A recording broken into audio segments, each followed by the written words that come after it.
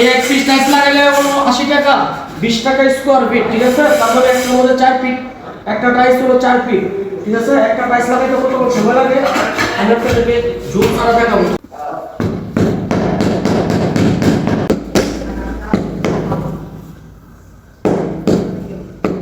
এই একটা লাগানো হয়ে গেল। একবারে জোড়া মানে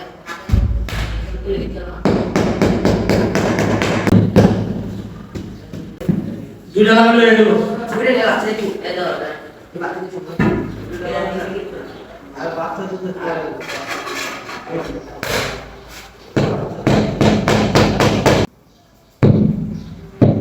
তিনটা লাগানো হয়ে গেল। 83 কত হিসাব করে কমেন্ট বক্সে জানাই দেবেন। টাইসের কাজ করে মাসে 60 থেকে 70 হাজার টাকা কামানো যারা মিস্ত্রি তাদের জন্য কোনো ব্যাপার না।